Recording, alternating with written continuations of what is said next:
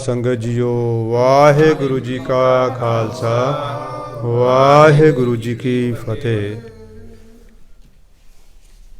धन धन धन श्री गुरु ग्रंथ साहब महाराज जी की अपार किरपा सदका ਆਪਾਂ ਸਾਰਿਆਂ ਨੂੰ ਇਹ ਬੜਭਾਗਾ ਸਮਾਂ ਪ੍ਰਾਪਤ ਹੋਇਆ। ਗਰੀਬ ਨਵਾਜ ਦੀ ਗੋਦ 'ਚ ਬੈਠਣ ਦਾ ਸੁਭਾਗ ਪ੍ਰਾਪਤ ਹੋਇਆ। ਦਾਤਾਰ ਪਿਤਾ ਜੀ ਆਪਣੇ ਸਾਰਿਆਂ 'ਤੇ ਹੋਰ ਕਿਰਪਾ ਕਰਨ।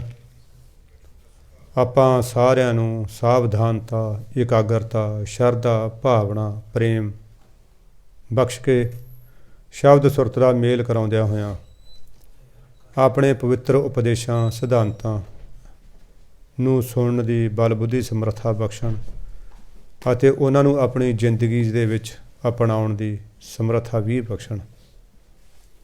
ਗਰੀਬ ਨਵਾਜ ਸਤਿਗੁਰੂ ਧੰਨ ਧੰਨ ਸ਼੍ਰੀ ਗੁਰੂ ਗ੍ਰੰਥ ਸਾਹਿਬ ਮਹਾਰਾਜ ਆਪਣੇ ਪਵਿੱਤਰ ਪਾਵਨ ਅੰਗ 235 ਤੋਂ ਜਿੱਥੋਂ ਇਹ ਨਵਾਂ ਪਹਿਰਾ ਸ਼ੁਰੂ ਹੁੰਦਾ ਹੈ ਉੱਥੋਂ ਆਪਣੇ ਪੰਜਵੇਂ ਸਰੂਪ ਰਾਹੀਂ ਅਸ਼ਟਪਦੀਆਂ ਦੇ ਰੂਪ ਵਿੱਚ ਆਪਾਂ ਨੂੰ ਇਹ ਪਵਿੱਤਰ ਪਾਵਨ ਉਪਦੇਸ਼ ਬਖਸ਼ਿਸ਼ ਕਰ ਰਹੇ ਨੇ। ਆਓ ਆਪਣੀਆਂ ਸੁਰਤੀਆਂ ਬਿਰਤੀਆਂ ਸੰਸਾਰਕ ਕਾਰ ਵਿਹਾਰਾਂ ਵੱਲੋਂ ਮੋੜ ਕੇ ਗੁਰੂ ਚਰਨਾਂ ਨਾਲ ਜੋੜੀਏ। ਸਤਿਗੁਰੂ ਦੇ ਚਰਨਾਂ ਦਾ ਮਹਾਰਸ ਪੀਣ ਦਾ ਯਤਨ ਕਰੀਏ। ਰਾਗ ਗੌੜੀ ਗੁਆਰੇਰੀ, ਰਾਗ ਗੌੜੀ ਗੁਆਰੇਰੀ ਹੈ।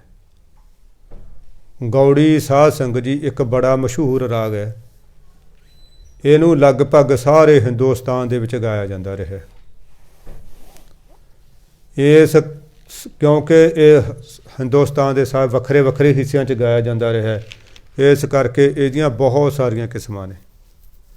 ਕਿੰਨੀਆਂ ਕਿਸਮਾਂ ਤਾਂ ਗੁਰੂ ਗ੍ਰੰਥ ਸਾਹਿਬ ਮਹਾਰਾਜ ਦੇ ਵਿੱਚ ਹੀ ਦਰਜ ਨੇ। ਗੌੜੀ ਪੂਰਬੀ, ਗੌੜੀ ਦੱਖਣੀ, ਗੌੜੀ ਗੁਆਰੇਰੀ ਹੈ ਨਾ। ਆਪਾਂ ਪਿੱਛੇ ਸਾਰੇ ਪੜ੍ਹ ਕੇ ਆਏ ਹਾਂ, ਸੁਣਿਆ ਬਾਬਾ ਜੀ ਦੇ ਮੁਖਾਰ ਬਿੰਦ ਤੋਂ। ਇੱਥੇ ਅੱਜ ਮਹਾਰਾਜ ਕਾਹਦੇ ਬਖਸ਼ ਰਹੇ? ਗੌੜੀ ਗੁਆਰੇਰੀ ਦੇ ਰਾਹੀਂ। ਸਰੂਪ ਕਿਹੜਾ ਮਹਾਰਾਜ ਦਾ? ਮਹਿਲਾ ਪੰਜਵਾਂ। ਮਹਿਲਾ ਮੈਨੇ ਗੁਰੂ, ਕਿਉਂਕਿ ਜਿੰਨੀ ਭਗਤ ਬਾਣੀ ਆਉਂਦੀ ਆ ਉੱਥੇ ਮਹਿਲਾ ਨਹੀਂ ਲਿਖਿਆ ਹੋਇਆ। ਉੱਥੇ ਮਹਿਲਾ ਨਹੀਂ ਲਿਖਿਆ ਹੋਇਆ, ਉੱਥੇ ਵੈਸੇ ਲਿਖਿਆ ਹੋਇਆ ਬਾਣੀ ਭਗਤ ਕਬੀਰ ਜੀਓ ਕੀ, ਬਾਣੀ ਭਗਤ ਰਵਿਦਾਸ ਜੀਓ ਕੀ। ਉੱਥੇ ਇਹ ਸਿਰਫ ਗੁਰੂਆਂ ਵਾਸਤੇ ਹੀ ਲਿਖਿਆ। ਜਿਹੜੀ ਆਪਣੇ 6 ਗੁਰੂਆਂ ਦੀ ਬਾਣੀ ਹੈ ਉਹਦੇ ਲਈ ਇਹ ਮਹਿਲਾ ਸ਼ਬਦ ਵਰਤਿਆ ਗਿਆ।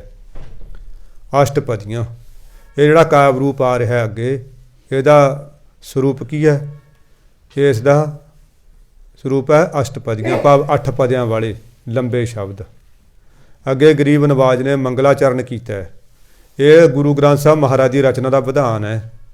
ਜਦੋਂ ਕੋਈ ਮਹਿਲਾ ਬਦਲਦਾ, ਕੋਈ ਕਾਵਿ ਰੂਪ ਬਦਲਦਾ ਜਾਂ ਕੋਈ ਵਿਸ਼ਾ ਬਦਲਦਾ, ਉੱਥੇ ਸਤਿਗੁਰੂ ਮੰਗਲਾਚਰਨ ਕਰਦੇ ਨੇ।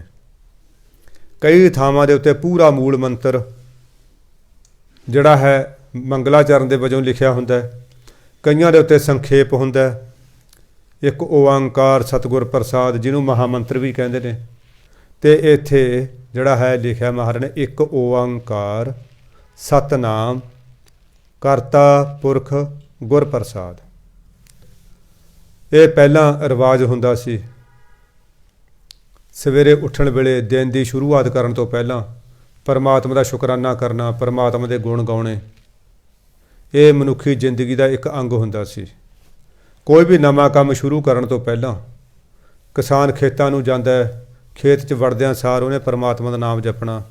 ਦੁਕਾਨਦਾਰ ਨੇ ਦੁਕਾਨ 'ਚ ਵੜਦਿਆਂ ਸਾਰ ਪਰਮਾਤਮਾ ਦਾ ਨਾਮ ਜਪਣਾ, ਪਰਮਾਤਮਾ ਨੂੰ ਮੰਗਲਾਚਰਨ ਕਰਨਾ। ਕਿਸੇ ਕਵੀ ਨੇ ਰਚਨਾ ਕਰਨੀ ਹੈ, ਉਹਨੇ ਵੀ ਪਰਮਾਤਮਾ ਦਾ ਜਿਹੜਾ ਹੈ ਮੰਗਲਾਚਰਨ, ਉਹਦਾ ਜਿਹੜਾ ਹੈ ਆਸ਼ੀਰਵਾਦ ਲੈਣ ਵਾਸਤੇ ਪਹਿਲਾਂ 1-2 ਪਦੇ ਉਹਦੀ ਉਸਤਤ ਦੇ ਵਿੱਚ, ਸਿਫਤ ਸਲਾਹ ਦੇ ਵਿੱਚ ਲਿਖਣੇ। ਇਹ ਪੁਰਾਣਾ ਰਿਵਾਜ਼ ਹੁੰਦਾ ਸੀ। ਅੱਜ ਕੱਲ੍ਹ ਤਾਂ ਹੋ ਰਿਹਾ, ਸਵੇਰੇ ਬੰਦਾ 2:30 ਵਜੇ ਉੱਠਦਾ, ਉਹਦੀ ਗੰਦੇ ਗਾਣੇ ਸੁਣਨ ਲੱਗ ਜਾਂਦਾ। 4 ਵਜੇ ਉੱਠਿਆ, 5 ਵਜੇ ਉੱਠਿਆ, ਉਹਦੀ ਵਟਸਐਪ 'ਤੇ ਗੰਦ ਬੰਦ ਦੇਖਣ ਲੱਗ ਜਾਂਦਾ। ਅੱਜ ਕੱਲ੍ਹ ਤਾਂ ਜਿਹੜਾ ਹੈ ਸਾਰੇ ਊਲ ਜਲੂਲ ਹੋ ਗਿਆ ਸਾਰਾ ਹੀ। ਹੁਣ ਤੱਕ ਨਾ ਕੋਈ ਰੂਲ ਹੈ, ਨਾ ਅਸੂਲ ਹੈ, ਨਾ ਕੋਈ ਮਰਿਆਦਾ ਹੈ। ਹੁਣ ਤਾਂ ਕੁਛ ਵੀ ਨਹੀਂ ਹੈਗਾ। ਚਲੋ ਸਤਿਗੁਰੂ ਕਿਰਪਾ ਕਰਨ, ਆਪਣੇ ਸਾਰਿਆਂ 'ਤੇ ਮਿਹਰਬਾਨੀ ਕਰਕੇ ਰੱਖਣ। ਹੁਣ ਮੰਗਲਾਚਰਨ ਲਿਖਿਆ ਸਤਿਗੁਰੂ ਨੇ, ਇੱਕ ਓਅੰਕਾਰ। ਜਿਹੜਾ ਪਰਮੇਸ਼ਰ ਇੱਕ ਹੈ, ਉਹ ਅਦੁੱਤੀ ਹੈ। ਅਦੁੱਤੀ ਦਾ ਮਤਲਬ ਹੁੰਦਾ ਉਹਦੇ ਵਰਗਾ ਕੋਈ ਹੋਰ ਨਹੀਂ ਹੈ। ਲਾਸਾਨੀ, ਲਾਸਾਨੀ ਦਾ ਮਤਲਬ ਵੀ ਹੁੰਦਾ ਕੋਈ ਉਹਦੇ ਵਰਗਾ, ਉਹਦਾ ਸਾਨੀ ਕੋਈ ਨਹੀਂ ਹੋਰ, ਭਾਵ ਉਹਦੇ ਵਰਗਾ ਹੋਰ ਕੋਈ ਹੈ ਹੀ ਨਹੀਂ। ਬੇਨਜ਼ੀਰ, ਉਰਦੂ ਵਾਲੇ ਨੂੰ ਬੇਨਜ਼ੀਰ ਕਹਿੰਦੇ ਨੇ। ਜਿਹਦੇ ਵਰਗਾ ਹੋਰ ਕੋਈ ਨਾ ਹੋਵੇ। ਇੰਗਲਿਸ਼ ਵਾਲੇ ਨੂੰ ਮੈਚਲੈਸ ਕਹਿੰਦੇ ਨੇ ਜਾਂ ਯੂਨੀਕ ਕਹਿੰਦੇ ਨੇ। ਹਿੰਦੀ ਵਾਲੇ ਇਸ ਨੂੰ ਕਹਿੰਦੇ ਨੇ ਅਨੁਪਮ, ਜਿਹਦੀ ਉਪਮਾ ਕਿਸੇ ਹੋਰ ਨਾਲ ਨਾ ਕੀਤੀ ਜਾ ਸਕੇ, ਭਾਵ ਜਿਹਦੇ ਵਰਗਾ ਕੋਈ ਹੋਰ ਨਾ ਹੋਵੇ, ਅਨੁਪਮ।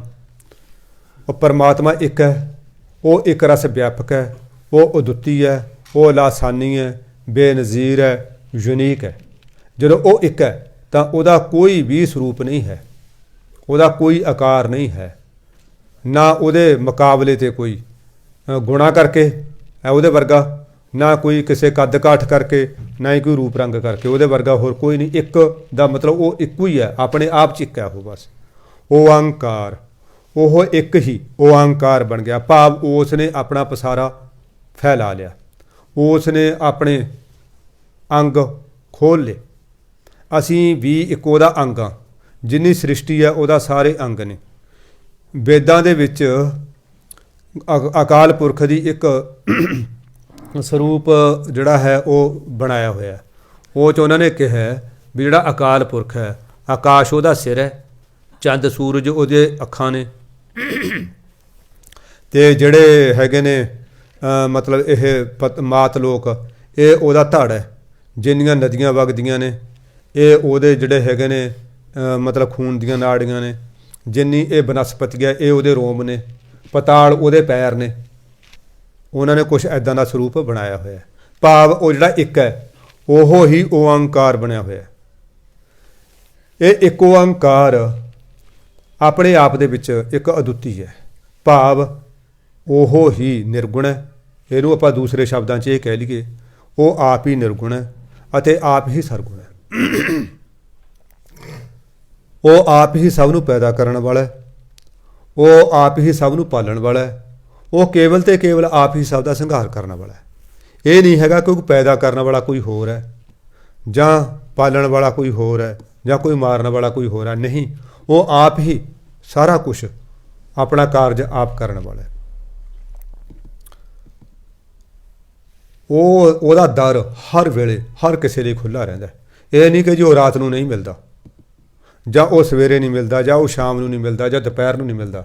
ਜਿਹੜੇ ਵੇਲੇ ਜਿੱਥੇ ਯਾਦ ਕਰੀਏ ਉੱਥੇ ਹੀ ਉਹ ਸਾਡੀ ਫਰਿਆਦ ਸੁਣਦਾ। ਉਹ ਓਅੰਕਾਰ, ਓਅੰਕਾਰ ਦਾ ਮਤਲਬ ਉਹ ਲਗਾਤਾਰ ਹੈ, ਇੱਕ ਰਸ ਵਿਆਪਕ ਹੈ। ਇਹ ਨਹੀਂ ਕਿ ਉਹ ਕੱਲ੍ਹ ਹੈ ਸੀ, ਅੱਜ ਹੈ ਨਹੀਂ, ਜਾਂ ਕੱਲ੍ਹ ਨੂੰ ਨਹੀਂ ਹੋਵੇਗਾ। ਉਹ ਇੱਕੋ ਹੀ ਬੇਸ ਦੇ ਉੱਤੇ ਹੈ, ਇੱਕੋ ਹੀ ਉਹਦਾ ਮਤਲਬ ਜਿਹੜਾ ਹੈ ਸਰੂਪ ਹੈ, ਉਹ ਇੱਕ ਰਸ ਵਿਆਪਕ ਹੈ, ਲਗਾਤਾਰ ਹੈ। ਸਤਨਾਮ, ਸਤਨਾਮ ਦਾ ਮਤਲਬ ਉਹਦਾ ਨਾਮ ਸੱਚਾ ਹੈ, ਉਹਦੀ ਹੋਂਦ ਹੈ, ਉਹ ਇਕੱਲਾ ਕਲਪਿਆ ਹੋਇਆ ਨਹੀਂ ਹੈ। ਕਈ ਲੋਕ ਸੋਚਣਾ ਵੀ ਇਹ ਰੱਬ ਇਮੈਜੀਨੇਸ਼ਨ ਹੈ ਲੋਕਾਂ ਦੀ, ਇਮੈਜੀਨੇਸ਼ਨ ਨਹੀਂ। ਗੁਰੂ ਨਾਨਕ ਦੇਵ ਮਹਾਰਾਜ ਕਹਿੰਦੇ ਉਹ ਸੱਤ ਹੈ, ਕਰਤਾ, ਉਹ ਸਾਰੇ ਕਾਸੇ ਦਾ ਕਰਤਾ ਹੈ। ਚਾਹੇ ਉਹ ਸੂਖਮ ਭਾਵ ਨੇ ਸਾਡੇ, ਉਹਨਾਂ ਦਾ ਵੀ ਕਰਨ ਵਾਲਾ ਉਹ ਆਪ ਖੁਦ ਹੈ। ਅਤੇ ਜਿਹੜੇ ਮਤਲਬ ਸਥੂਲ ਹੈ, ਜਿਹੜੇ ਸਾਨੂੰ ਅੱਖਾਂ ਨਾਲ ਦਿਖਦੇ ਨੇ, ਉਹ ਸਾਰੇ ਕਾਸੇ ਦਾ ਕਰਤਾ ਵੀ ਉਹ ਖੁਦ ਆਪ ਹੈ। ਸਾਡੇ ਅੰਦਰ ਪ੍ਰੇਰਨਾ ਦਾ ਕਰਤਾ ਵੀ ਉਹ ਆਪ ਹੈ। ਜਿੰਨੇ ਕਾਰਨ ਨੇ ਸਾਰਿਆਂ ਦਾ ਕਰਨ ਵਾਲਾ ਉਹ ਆਪ ਹੈ। ਪੁਰਖ, ਪੁਰਖ ਸਾਧ ਸੰਗਤ ਜੀ ਉਹਨੂੰ ਕਹਿੰਦੇ ਨੇ ਜਿਹੜਾ ਆਪਣੀ ਰਚਨਾ ਦੇ ਵਿੱਚ ਪੂਰਿਆ ਹੋਵੇ, ਸਮਾਇਆ ਹੋਵੇ। ਜਿਵੇਂ ਘੁਮਿਆਰ ਨੇ ਘੜਾ ਬਣਾਇਆ, ਹੁਣ ਘੁਮਿਆਰ ਵੱਖਰਾ ਹੈ, ਘੜਾ ਵੱਖਰਾ ਹੈ। ਘੁਮਿਆਰ ਆਪਣੇ ਘੜੇ ਦੇ ਵਿੱਚ ਨਹੀਂ ਰਹਿੰਦਾ। ਕਵੀ ਹੈ, ਕਵੀ ਨੇ ਰਚਨਾ ਰਚੀ ਹੈ, ਹੁਣ ਕਵੀ ਵੱਖਰਾ ਹੈ, ਉਹਦੀ ਰਚਨਾ ਵੱਖਰੀ ਹੈ। ਕਵੀ ਆਪਣੀ ਰਚਨਾ ਦੇ ਵਿੱਚ ਮੌਜੂਦ ਨਹੀਂ ਹੈ। ਇੱਕ ਡਾਂਸਰ ਹੈ, ਉਹ ਨਾਚ ਕਰਦਾ, ਉਹ ਆਪਣੀ ਕਲਾ ਦੇ ਵਿੱਚ ਨਹੀਂ, ਉਹਦੀ ਕਲਾ ਵੱਖਰੀ ਆ, ਉਹ ਆਪ ਵੱਖਰਾ ਹੈ। ਪਰ ਪਰਮਾਤਮਾ ਇੱਕ ਐਸੀ ਵਾਹਿਦ ਸ਼ਕਤੀ ਹੈ ਜਿਹੜਾ ਆਪਣੀ ਰਚਨਾ ਦੇ ਵਿੱਚ ਵੱਸਦਾ, ਪਰ ਉਹਦੀ ਇੱਕ ਖਾਸੀਅਤ ਹੈ ਵੀ ਉਹ ਆਪਣੀ ਰਚਨਾ 'ਚ ਵੱਸਦਾ ਹੋਇਆ ਵੀ ਨਿਰਲੇਪ ਹੈ। ਉਹ ਪਾਣੀ 'ਚ ਰਹਿ ਕੇ ਭਿੱਜਦਾ ਨਹੀਂ ਹੈ, ਅੱਗ 'ਚ ਰਹਿ ਕੇ ਮੱਚਦਾ ਨਹੀਂ ਹੈ, ਕਿਸੇ ਗੰਦੀ ਥਾਂ 'ਤੇ ਰਹਿ ਕੇ ਲਿਬੜਦਾ ਨਹੀਂ ਹੈ, ਉਹ ਤੋਂ ਨਿਰਲੇਪ ਹੈ।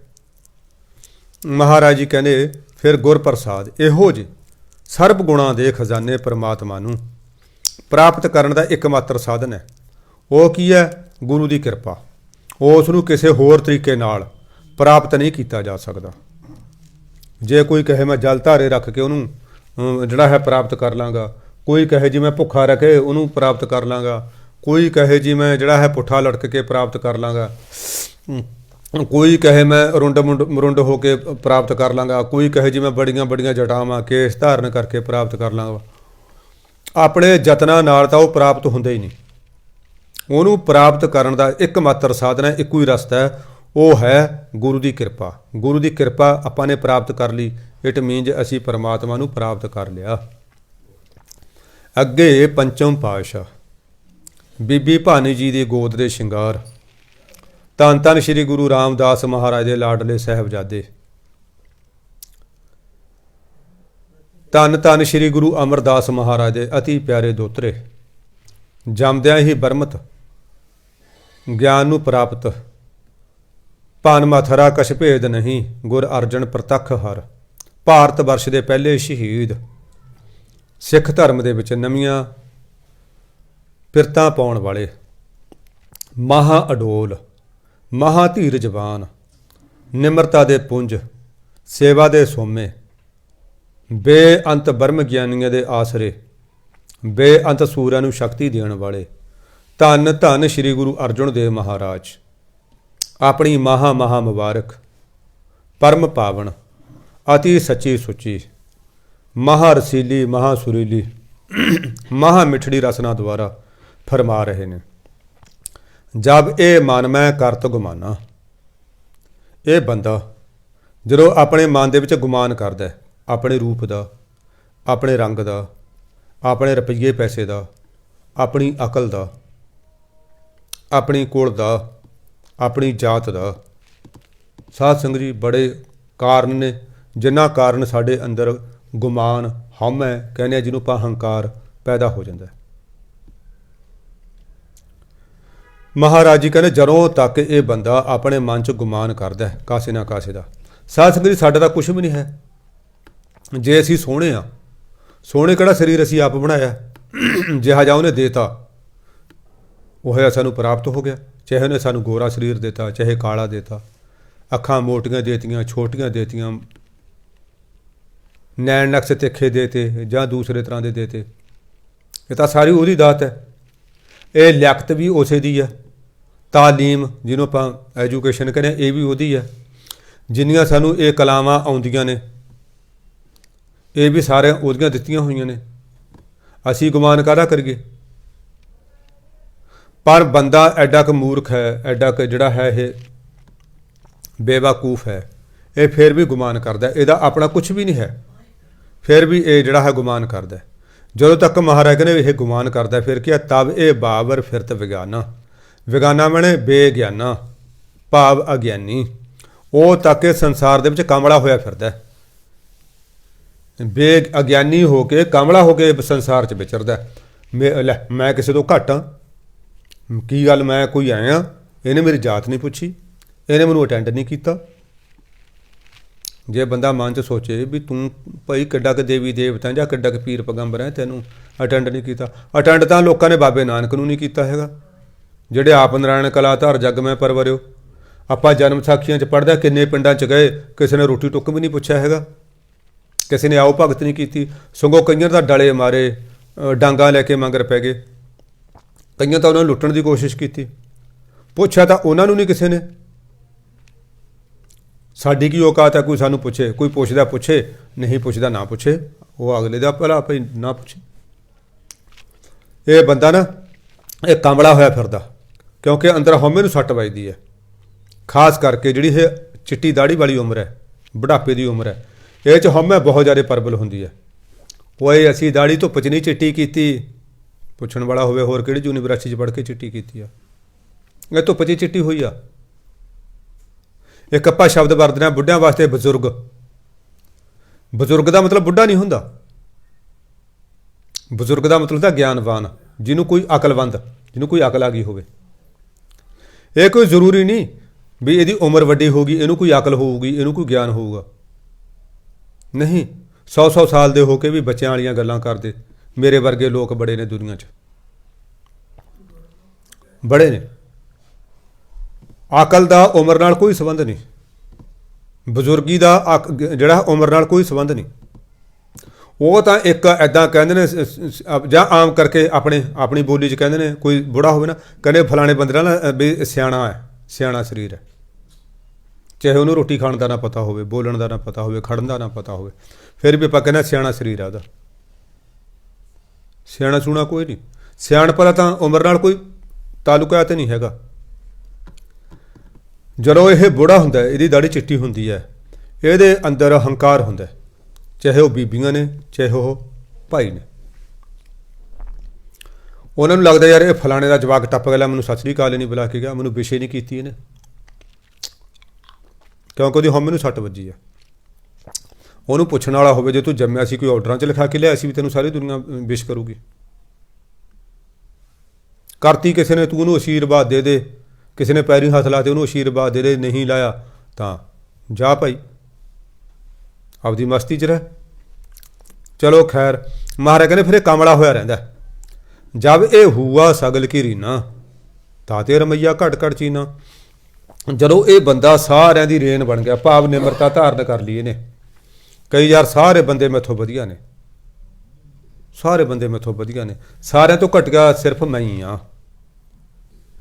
ਜਦੋਂ ਇਹਨੇ ਦੂਜਿਆਂ ਦੇ ਗੁਣ ਦੇਖਣੇ ਸ਼ੁਰੂ ਕਰਤੇ ਔਰ ਆਪਣੇ ਇਹਨੇ ਔਗਣ ਦੇਖਣੇ ਸ਼ੁਰੂ ਕਰਤੇ, ਉਦੋਂ ਇਹਦੇ ਅੰਦਰ ਨਿਮਰਤਾ ਆਉਂਦੀ ਹੈ। ਸਾਧ ਸੰਗਤ ਜੀਓ, ਜੇ ਨਾ ਅਸੀਂ ਅੰਦਰ ਝਾਤ ਮਾਰੀਏ, ਇਹ ਕੁਦਰਤੀ ਨਾ ਸਾਡੀ ਮਤਲਬ ਬਦਕਿਸਮਤੀ ਇਹ ਹੈ, ਸਾਡੀਆਂ ਇਹ ਸਥੂਲ ਅੱਖਾਂ ਦੀ ਵੀ ਫੋਕਸ ਬਾਹਰ ਵੱਲ ਹੈ। ਹੋਰ ਤਾਂ ਹੋਰ ਇਹ ਅੱਖਾਂ ਆਪਣੇ ਆਪ ਨੂੰ ਨਹੀਂ ਦੇਖ ਸਕਦੀਆਂ। ਇਹ ਨੱਕ ਇਹਨਾਂ ਦਾ ਗੁਆਂਢੀ ਹੈ, ਨੇੜੇ ਆ ਸਭ ਤੋਂ, ਇਹ ਨੱਕ ਨੂੰ ਨਹੀਂ ਦੇਖ ਸਕਦੀਆਂ। ਸ਼ੀਸ਼ੇ ਦੀ ਮਦਦ ਨਾਲ ਦੇਖਦੇ ਆਪਾਂ ਨੱਕ, ਵੀ ਸਾਡਾ ਨੱਕ ਗੰਦਾ ਤਾਂ ਨਹੀਂ ਕਿਤੇ। ਆਹ ਭਰਵੱਟੇ ਨੇ ਮੱਥਾ ਹੈ, ਬਿਲਕੁਲ ਨੇੜੇ ਹੈ, ਉਹਨੂੰ ਨਹੀਂ ਦੇਖ ਸਕਦੀਆਂ। ਅੱਖ ਦੇ ਵਿੱਚ ਪੈ ਜੇ ਕੁਛ, ਉਹਨੂੰ ਨਹੀਂ ਦੇਖ ਸਕਦੀਆਂ। ਇਸੇ ਤਰ੍ਹਾਂ ਜਿਹੜੀ ਸਾਡੀਆਂ ਬਿਰਤੀ ਰੂਪ ਅੱਖਾਂ ਨੇ, ਉਹ ਵੀ ਇਹ ਆਪਣੇ ਆਪ ਨੂੰ ਨਹੀਂ ਦੇਖਦੀਆਂ ਹੈਗੀਆਂ, ਆਪਣੇ ਆਪੇ ਨੂੰ ਨਹੀਂ ਦੇਖਦੀਆਂ, ਇਹ ਦੇਖਦੀਆਂ ਨੇ ਦੂਜਿਆਂ ਨੂੰ। ਫਿਰ ਇੱਕ ਇਹਨਾਂ ਦਾ ਹੋਰ ਸੁਭਾਅ ਹੈ, ਇਹਨਾਂ ਦਾ ਇੱਕ ਹੋਰ ਮਾੜਾਪਣ ਹੈ, ਇਹ ਦੂਜਿਆਂ ਦੇ ਗੁਣ ਨਹੀਂ ਦੇਖਦੀਆਂ, ਇਹ ਔਗਣ ਦੇਖਦੀਆਂ ਨੇ ਦੂਜਿਆਂ ਦੇ। ਕਿਸੇ ਬੰਦੇ ਦੇ ਵਿੱਚ 98 ਗੁਣ ਹੋਣ, 2 ਔਗਣ ਹੋਣ, ਇਹ 98 ਗੁਣਾਂ ਨੂੰ ਅੱਖੋਂ ਪਰੋਖੇ ਕਰ ਦੇਣਗੀਆਂ, 2 ਔਗਣ। ਲੈ ਉਹ ਵੱਡਾ ਕਥਾਕਾਰ ਹੈ, ਉਹ ਤਾਂ ਐਂ ਕਰਦਾ, ਅਸੀਂ ਜਾਣਦੇ ਹਾਂ ਉਹਨੂੰ, ਅਸੀਂ ਉਹਦੇ 2 ਔਗਣਾਂ ਨੂੰ ਛੱਜ 'ਚ ਪਾ ਕੇ ਛੱਡਦੇ ਹਾਂ। ਇਹ ਸਾਡੀ ਬਿਰਤੀ ਦਾ ਇੱਕ ਮਾੜਾ ਪੱਖ ਹੈ। ਹਾਲਾਂਕਿ ਸਾਨੂੰ ਹੁਕਮ ਕੀ ਹੈ ਬਾਬੇ ਨਾਨਕ ਦਾ? ਉਹ ਕਹਿੰਦੇ ਸਾਂਝ ਕੀਜੈ ਗੁਣ ਹੈ ਕੇਰੀ, ਛੋੜ ਅਵਗਣ ਚੱਲੀਐ। ਇੱਕ ਇੱਕ ਗੁਣ ਤਾਂ ਫਿਲਾਸਫੀ ਇਹ ਕਹਿੰਦੀ ਹੈ ਵੀ ਸੱਪ ਦੇ ਵਿੱਚ ਵੀ ਇੱਕ ਗੁਣ ਹੈਗਾ। ਹਾਲਾਂਕਿ ਸ਼ਾਸਤਰਕਾਰਾਂ ਨੇ ਉਹਦੇ ਸਾਰੇ ਔਗਣ ਚਿਤਵੇ ਨੇ। ਉਹਦਾ ਪੈਰ ਨਹੀਂ ਹੈਗੇ ਜੀ, ਉਹ ਪੇਟ ਦੇ ਭਾਰ ਚੱਲਦਾ ਜੀ, ਉਹ ਬਿੰਗ ਤੜੰਗਾ ਹੁੰਦਾ ਜੀ, ਉਹ ਵੰਸ਼ ਘਾਤੀ ਹੁੰਦਾ, ਆਪਣੇ ਜਾਇਆਂ ਨੂੰ ਆਪ ਖਾਂਦਾ ਜੀ, ਉਹ ਕਿਸੇ ਦਾ ਮਿੱਤਰ ਨਹੀਂ ਬਣਦਾ ਜੀ, ਉਹ ਆਪਣੇ ਜਿਹੜਾ ਉਹਨੂੰ ਪਾਲਣ ਵਾਲਾ, ਉਹ ਦੁੱਧ ਪਿਆਉਣ ਵਾਲਾ, ਉਹਨੂੰ ਵੀ ਡੰਗ ਮਾਰ ਦਿੰਦਾ, ਉਹ ਬੇਭਰੋਸੇ ਵਾਲਾ ਜੀ, ਉਹ 'ਤੇ ਭਰੋਸਾ ਨਹੀਂ ਕੀਤਾ ਜਾ ਸਕਦਾ। ਪਰ ਇੱਕ ਗੁਣ ਉਹ 'ਚ ਵੀ ਹੈ, ਜਦੋਂ ਉਹ ਬੀਨ ਵਜਾਉਣ ਵਾਲਾ ਭਾਈ ਉਹਦੇ ਵੱਡੇ ਵਡੇਰਿਆਂ ਦਾ ਵਾਸਤਾ ਪਾ ਕੇ ਕਹਿੰਦਾ ਵੀ ਯਾਰ ਤੂੰ ਬਾਹਰ ਆ ਜਾ ਹੁਣ। ਨਾਲੇ ਹਾਲਾਂਕਿ ਉਹਨੂੰ ਪਤਾ ਹੁੰਦਾ, ਗਿਆਨ ਹੁੰਦਾ ਵੀ ਮਿੱਤਰਾ ਮੈਨੂੰ ਨਾ ਹੁਣ ਪਟਾਰੀ 'ਚ ਪੈਣਾ ਪਊਗਾ, ਸਾਰੀ ਉਮਰ ਗੁਲਾਮੀ ਮੈਨੂੰ ਬਰਦਾਸ਼ਤ ਕਰਨੀ ਪੈਣੀ ਹੈ, ਇਹਨੇ ਜਾਂਦੇ ਨੇ ਮੇਰੇ ਦੰਦ ਵੀ ਕੱਢ ਦੇਣੇ ਨੇ, ਉਹਨੂੰ ਸਾਰਾ ਕੁਝ ਪਤਾ ਹੁੰਦਾ। ਫਿਰ ਵੀ ਉਹ ਵੱਡਿਆਂ ਦਾ ਵਾਸਤਾ ਜਦੋਂ ਪਾਉਂਦਾ ਉਹ ਬੀਨ ਦੇ ਰਾਹੀਂ, ਉਹ ਫਿਰ ਬਾਹਰ ਆ ਜਾਂਦਾ। ਉਹ 'ਚ ਐਡਾ ਵੱਡਾ ਗੁਣ ਹੈ, ਆਪਣੇ ਵੱਡਿਆਂ ਦੇ ਨਾਂ ਨੂੰ ਲਾਜ ਨਹੀਂ ਲੱਗਣ ਦਿੰਦਾ। ਸਾਨੂੰ ਕੋਈ ਕਹੇ ਜੀ ਮੈਨੂੰ ਗੁਰੂ ਕੇ ਨਾਮ ਪਰ ਦੇ ਦਿਓ, ਅਸੀਂ ਗੁਰੂ ਦੀ ਪਰਵਾਹ ਕੋਈ ਨਹੀਂ ਕਰਦੇ। ਪਰ ਇਹ ਵੀ ਸੱਚ ਹੈ, ਸਾਰੀ ਦੁਨੀਆ ਗੁਰੂ ਦੇ ਨਾਂ 'ਤੇ ਮੰਗੀ ਜਾਂਦੀ ਹੈ, ਜਾਇਜ਼ ਵੀ ਨਜਾਇਜ਼ ਵੀ। ਜੇ ਸਾਥੋਂ ਕੋਈ ਰੱਬ ਦਾ ਵਾਸਤਾ ਪਾ ਕੇ ਕਹੇ, ਅਸੀਂ ਫਿਰ ਵੀ ਪਰਵਾਹ ਨਹੀਂ ਕਰਦੇ, ਰੱਬ ਨਾਲੋਂ ਵੀ ਆਪਣੇ ਆਪ ਨੂੰ ਵੱਡੇ ਸਮਝਦੇ ਹਾਂ। ਕਾਂ ਦੇ ਵਿੱਚ ਸਾਰੇ ਗੁਣ ਔਗਣ ਸ਼ਾਸਤਰਕਾਰਾਂ ਨੇ ਲਿਖੇ ਨੇ। ਉਹ ਬਾਹਰੋਂ ਵੀ ਕਾਲਾ ਹੈ, ਅੰਦਰੋਂ ਵੀ ਕਾਲਾ ਹੈ। ਉਹ ਦੂਜੇ ਪੰਛੀਆਂ ਦੇ ਛੋਟੇ ਛੋਟੇ ਬੱਚੇ ਵੀ ਖਾ ਜਾਂਦਾ ਹੈ, ਜਿਹੜੇ ਵਿਚਾਰੇ ਅਜੇ ਅੱਖਾਂ ਵੀ ਨਹੀਂ ਖੁੱਲੀਆਂ ਉਹਨਾਂ ਨੂੰ ਵੀ ਖਾ ਜਾਂਦਾ। ਉਹ ਗੰਦ 'ਚ ਵੀ ਮੂੰਹ ਮਾਰ ਲੈਂਦਾ, ਉਹ ਚੰਗੀਆਂ ਚੀਜ਼ਾਂ 'ਚ ਵੀ ਮੂੰਹ ਮਾਰ ਦਿੰਦਾ। ਉਹਦੀ ਆਵਾਜ਼ ਵੀ ਚੰਗੀ ਨਹੀਂ ਹੈ, ਪਰ ਉਹਦੇ ਵਿੱਚ ਵੀ 2 ਗੁਣ ਸ਼ਾਸਤਰਕਾਰਾਂ ਨੇ ਬਹੁਤ ਵੱਡੇ ਲਿਖੇ ਨੇ। ਉਹ 'ਚ ਮੈਤਰੀ ਭਾਵ ਬਹੁਤ ਵੱਡਾ ਹੈ। ਉਹਦੇ ਕਿਸੇ ਰਿਸ਼ਤੇਦਾਰ 'ਤੇ ਕਿਸੇ ਸੱਜਣ ਮਿੱਤਰ 'ਤੇ ਭੀੜ ਆਉਂਦੀ ਹੈ ਤਾਂ ਉਹ ਜੇ ਹੋਰ ਨਹੀਂ ਕੁਛ ਕਰ ਸਕਦਾ ਕੁਰਲਾਹਟ ਜ਼ਰੂਰ ਮਚਾ ਆਉਂਦਾ, ਉਹ ਰੌਲਾ ਜ਼ਰੂਰ ਪਾਉਂਦਾ। ਅਸੀਂ ਸਾਡਾ ਇਹ ਸੁਭਾਅ ਹੈ, ਜੇ ਕੋਈ ਸਕੇ ਭਰਾ ਨੂੰ ਵੀ ਨਾ ਵੱਢ ਰਿਹਾ ਹੋਵੇ ਆਪਾਂ ਕਹਿੰਦਾ ਸਾਲਾ ਹੁਣ ਠੀਕ ਆਇਆ, ਇਹ ਸਾਰੀ ਉਮਰ ਇਹਨੇ ਤੰਗ ਕੀਤਾ ਹੋਇਆ ਸੀ। ਅਸੀਂ ਕਈ ਵਾਰੀ ਇਹ ਸ਼ੁਕਰ ਮਨਾਉਂਦੇ ਹਾਂ, ਉਹਦੇ ਦੁੱਖ 'ਚ ਸ਼ਰੀਕ ਨਹੀਂ ਹੁੰਦੇ। ਕਈ ਵਾਰੀ ਉਹਦੇ ਕੋਈ ਘਰੇ ਕੋਈ ਮਾੜੀ ਘਟਨਾ ਵਾਪਰਦੀ ਹੈ, ਮਿਸ ਹੈਪਨਿੰਗ ਹੁੰਦੀ ਹੈ, ਅਸੀਂ ਅਫਸੋਸ ਕਰਨ ਜ਼ਰੂਰ ਜਾਂਦੇ ਹਾਂ ਪਰ ਅੰਦਰੋਂ ਖੁਸ਼ ਹੁੰਦੇ ਹਾਂ। ਉੱਤੋਂ ਸਾਡੀ ਜ਼ਿੰਦਗੀ ਦੇ ਭੈੜੇ ਪੱਖ ਨੇ। ਆਪਾਂ ਗੱਲ ਕਰ ਰਹੇ ਸੀ ਵੀ ਬੰਦਾ ਆਪਣੇ ਔਗਣਾਂ ਨੂੰ ਜਦੋਂ ਦੇਖਣਾ ਸ਼ੁਰੂ ਕਰ ਦਿੰਦਾ ਫਿਰ ਕੀ ਹੁੰਦਾ, ਇਹਦੇ 'ਚ ਨਿਮਰਤਾ ਆਉਂਦੀ ਹੈ। ਫਿਰ ਇਹਨੂੰ ਕੀ ਹੁੰਦਾ, ਮਹਾਰਾਜ ਕਹਿੰਦੇ ਤਾ ਤੇ ਰਮਈਆ ਘੱਟ ਘੱਟ ਚੀਨਾ। ਫਿਰ ਇਹ ਤੇ ਇਸ ਕਰਕੇ ਉਹਨੂੰ ਕੱਲੇ ਕੱਲੇ ਜ਼ਰੇ ਦੇ ਵਿੱਚ ਪਰਮਾਤਮਾ ਨਜ਼ਰ ਆਉਂਦਾ। ਹਵਾ ਦੇ ਕੱਲੇ ਕੱਲੇ ਅਣੂ ਦੇ ਵਿੱਚ, ਜਿਹਨੂੰ ਇੰਗਲਿਸ਼ ਵਾਲੇ ਐਟਮ ਕਹਿੰਦੇ ਨੇ, ਉਹਦੇ ਵਿੱਚ ਇਸ ਨੂੰ ਪਰਮਾਤਮਾ ਦਾ ਜਿਹੜਾ ਜ਼ਹੂਰ ਹੈ ਉਹ ਨਜ਼ਰ ਆਉਂਦਾ। ਪਾਣੀ ਦੀ ਕੱਲੀ ਕੱਲੀ ਬੂੰਦ ਦੇ ਵਿੱਚ ਪਰਮਾਤਮਾ ਦਾ ਜਲਵਾ ਇਹਨੂੰ ਨਜ਼ਰ ਆਉਂਦਾ। ਗਰੀਬ ਨਵਾਜ ਅੱਗੇ ਕਹਿੰਦੇ ਨੇ ਸਹਿਜ ਸੁਹੇਲਾ ਫਲ ਮਸਕੀਨੀ, ਸਤਿਗੁਰ ਆਪਣਾ ਮੋਹੇ ਦਾਨ ਦੀਨੀ। ਕਹਿੰਦੇ ਸਹਿਜ ਅਵਸਥਾ, ਇਹ ਵਧੀਆ ਫਲ, ਇਹ ਨਿਮਰਤਾ ਰੂਪੀ ਫਲ, ਅਡੋਲਤਾ, ਸਹਿਜ ਅਡੋਲਤਾ ਵਾਲੀ ਅਵਸਥਾ ਨੂੰ ਕਹਿੰਦੇ ਨੇ। ਇਹ ਦਾਤਾਂ ਮੈਨੂੰ ਮੇਰੇ ਪ੍ਰੀਤਮ ਨੇ, ਮੈਨੂੰ ਮੇਰੇ ਅਕਾਲ ਪੁਰਖ ਨੇ ਦਾਨ ਦੇ ਤੌਰ 'ਤੇ ਦਿੱਤੀਆਂ ਨੇ, ਮੈਨੂੰ ਸਤਿਗੁਰ ਨੇ। ਸਾਧ ਸੰਗਤ ਜੀ, ਇੱਕ ਹੁੰਦਾ ਸਤਿਗੁਰ, ਇੱਕ ਹੁੰਦਾ ਗੁਰ। ਸਤਿਗੁਰੂ ਤੇ ਗੁਰੂ ਦੋਨਾਂ 'ਚ ਇੱਕ ਫਰਕ ਹੈ। ਗੁਰੂ ਤਾਂ ਸੰਸਾਰਕ ਵੀ ਹੋ ਸਕਦਾ ਹੈ। ਨਾਚ ਸਿਖਾਉਣ ਵਾਲਾ ਬਹੁਤ ਸਾਰੇ ਲੋਕਾਂ ਦਾ ਗੁਰੂ ਹੁੰਦਾ। ਮਕੈਨਿਕੀ ਸਿਖਾਉਣ ਵਾਲਾ ਬੰਦਾ ਬਹੁਤ ਸਾਰੇ ਆਪਣੇ ਚੇਲੇ ਚਾਟੜਿਆਂ ਦਾ ਗੁਰੂ, ਉਹ ਗੁਰੂ ਕਹਿ ਕੇ ਉਹਨੂੰ ਮੱਥਾ ਟੇਕਦੇ ਨੇ, ਗੁਰੂ ਜੀ ਸਤਿ ਸ੍ਰੀ ਅਕਾਲ। ਬੇਸ਼ੱਕ ਸਿੱਖ ਧਰਮ ਦੇ ਵਿੱਚ ਜਿਹੜਾ ਗੁਰੂ ਸ਼ਬਦ ਹੈ ਉਹ ਕੇਵਲ ਤੇ ਕੇਵਲ ਗੁਰੂ ਗ੍ਰੰਥ ਸਾਹਿਬ ਮਹਾਰਾਜ ਵਾਸਤੇ ਰਿਜ਼ਰਵ ਹੈ, ਰਾਖਮ ਹੈ। ਇਹ ਗਾਉਣ ਵਾਲੇ ਮੈਂ ਦੇਖਿਆ ਆਪਣੇ ਜਿਹੜਾ ਉਸਤਾਦ ਹੈ ਉਹਨੂੰ ਆਪਣਾ ਜਿਹੜਾ ਹੈ ਗੁਰੂ ਕਹਿੰਦੇ ਨੇ, ਗੁਰੂ ਕਹਿ ਕੇ ਮੱਥਾ ਟੇਕਦੇ ਨੇ। ਗੁਰੂ ਸੰਸਾਰਕ ਕਲਾ ਸਿਖਾਉਣ ਵਾਲਾ ਵੀ ਹੋ ਸਕਦਾ ਹੈ, ਪਰ ਜਿਹੜਾ ਸਤਿਗੁਰੂ ਹੈ, ਸਤਿਗੁਰੂ ਉਹ ਹੁੰਦਾ ਜਿਹੜਾ ਸੱਤ ਦੇ ਨਾਲ ਜੁੜਿਆ ਹੋਇਆ ਅਤੇ ਸਾਨੂੰ ਆਪਣੇ ਚੇਲਿਆਂ ਨੂੰ ਸੱਤ ਦੇ ਨਾਲ ਜੋੜਨ ਦੀ ਸਮਰੱਥਾ ਰੱਖਦਾ। ਉਹਨੂੰ ਕਹਿੰਦੇ ਨੇ ਸਤਿਗੁਰੂ, ਉਹਨੂੰ ਸਤਿਗੁਰੂ ਕਹਿੰਦੇ ਨੇ। ਕਹਿੰਦੇ ਮੈਨੂੰ ਮੇਰੇ ਸਤਿਗੁਰ ਨੇ ਇਹ ਦਾਨ ਦੇ ਤੌਰ 'ਤੇ ਦਿੱਤਾ, ਮੈਂ ਖਰੀਦਿਆ ਨਹੀਂ ਇਹਨੂੰ।